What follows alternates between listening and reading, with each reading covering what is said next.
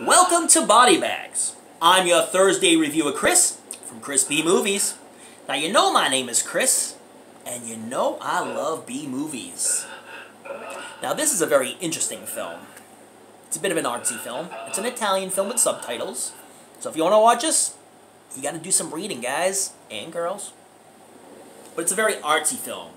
It's a film from 1969 from Pier Paolo Pasolini. Now, if you don't know who he is, you may have heard of the movie Salo, the 120 Days of Sodom, which is a very sick and disturbing film on fascism and, well, a lot of other bad things, like feces. Pasolini is really big on fascism and feces, which, in these couple of films, play a big role. As well as pigs play a big role in this film as well. The film is titled Porcile, which translates into pigsty. Now, it's a film with two stories. One story is in a wasteland area. We see this cannibal, who you come to learn has killed and eaten his father, and he had a lot of joy in doing that. So it shows him in this wasteland, basically consuming every living thing he can find.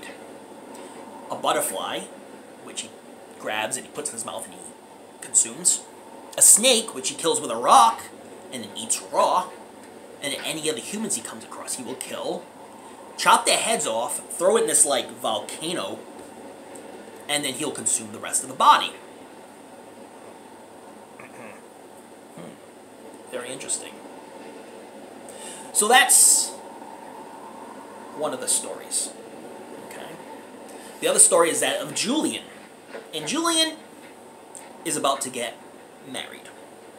But he's 25 and she's 17, so he has to wait until she's the rightful age in order to marry her, but he really does not want to marry her.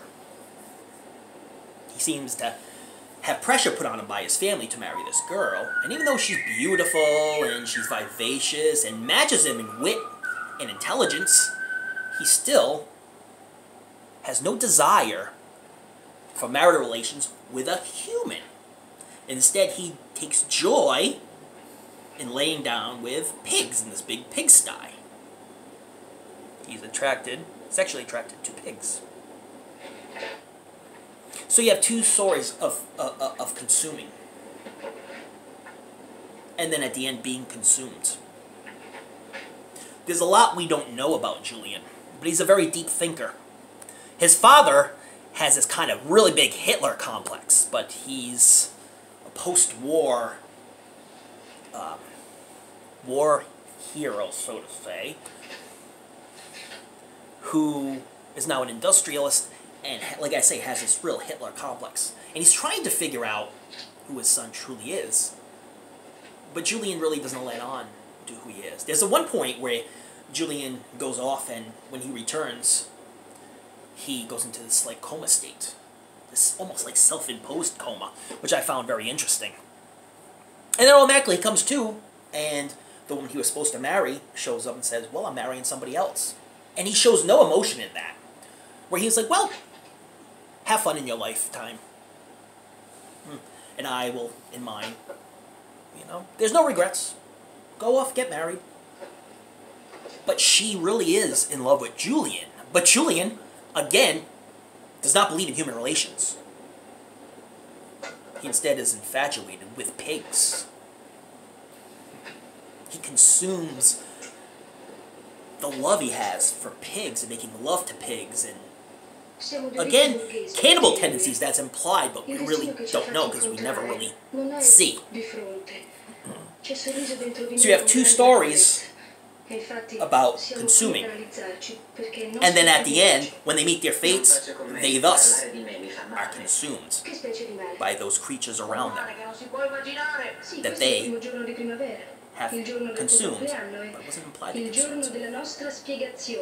It's a very interesting story, very artsy story. There are scenes where there is just two naked people, a man and a woman, and you see the wind gusts in the background, And it's a very artsy scene, as you see in a lot of art films. When Julian and the cannibal meet their fate, it's very disturbing but yet beautiful at the same time. And you would have to see this to really find out, because words will not be able to do it justice. You would really have to see the movie for yourself. I got this copy of it from Water Bearer Films, and they did not really do a good job with this one. It's very grainy, scratches everywhere, and from scene to scene, it will go into a black screen, then go to the next scene, go into a black screen, go to the next scene. Then it goes to a black screen with colors popping up everywhere, and then goes to the next scene. I think they really tried to revamp this the best they could, but really maybe didn't have the materials to do it. That's why I'm thinking Criterion would do this film justice. And I think would come up with a better presentation of this film. Even so, it did not take away of the enjoyment of this film. Like I say, it's a very artsy film. It deals a lot with fascism, pigs, feces, that Pasolini represented in Salo. It's a film that if you're not into artsy films, not into films with subtitles, don't appreciate the art and small little things, you might not get an appreciation for this film.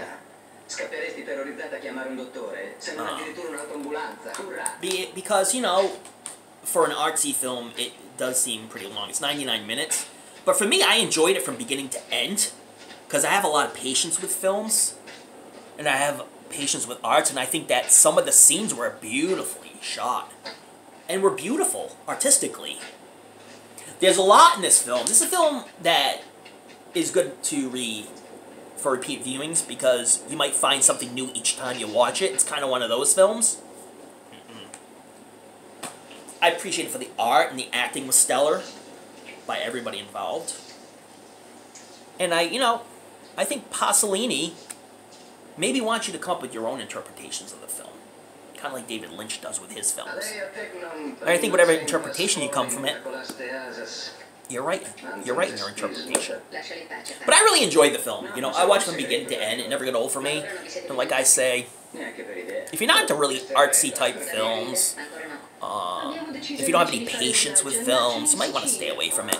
But if you're like me, who has patience with films, enjoys the art in film, and enjoys a little bit of everything, as far as artistic value in a movie goes, you will find enjoyment of it. 5 being tops, 1 being the worst ever.